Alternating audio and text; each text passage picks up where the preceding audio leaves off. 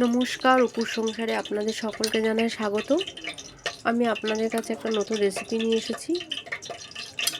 দেখতেই পাচ্ছেন চিকেনটা আমি হলুদ আর অল্প পরিমাণ লবণ দিয়ে চিকেনটা ফ্রাই করে রেখেছি, আর তার সঙ্গে নিয়েছি 4 টুকরো আলু। তো এটা ফ্রাই করার পর কড়াইয়ে আমি পেঁয়াজ তেজপাতা আমি ভেজে নেব। এটা ভাজা হয়ে গেলে তারপরে আদা রসুনের পেস্ট আপনারা দিয়ে নেবেন।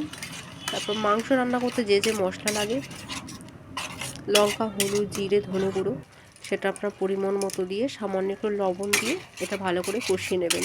তার সাথে আমি এখানে মিক্সড করব ধনেপাতা, টমেটো। তো এটা যে ভালো করে মাংসটা কষে নিন, তো দেখবেন মাংসটা একটু অন্যরকম একটা স্বাদের এসেছে। কারণ অনেকেই কাঁচা মাংস কষা খেয়েছেন, কিন্তু মাংস ফ্রাই করে সেটাকে কষে খাওয়ার যে টেস্টটা, সেটা আপনারা বাড়িতে না করলে হয়তো বুঝতে পারবেন না।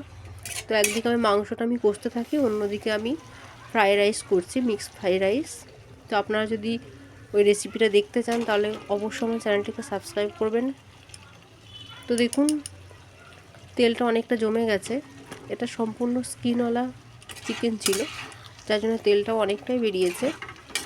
এর আগেও আমি একটা ভিডিও দিয়েছি আমার এই চ্যানেলে, সেটা আমি তেল ছাড়াই রান্না করেছি। সেখানেও কিন্তু আমি চিকেন যে রান্না করেছি, সে চিকেনটা ছিল স্কিনওয়ালা, যার জন্য আমি তেল ছাড়া রান্না করেছি।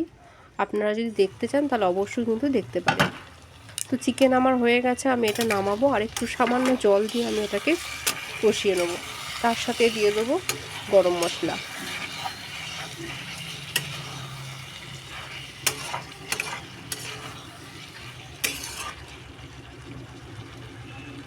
কালারটাও খুব সুন্দর লাগছে। ওইদিকে আমার মিক্সড ফ্রাইড রাইস আমার রেডি হয়ে গেছে। এতে আমি ডিম দিয়েছি, চিকেন কেটে কেটে আমি দিয়েছি। তো বন্ধুরা, এই রেসিপিটা যদি ভালো লেগে থাকে অবশ্যই কিন্তু কমেন্ট করো। টাটা।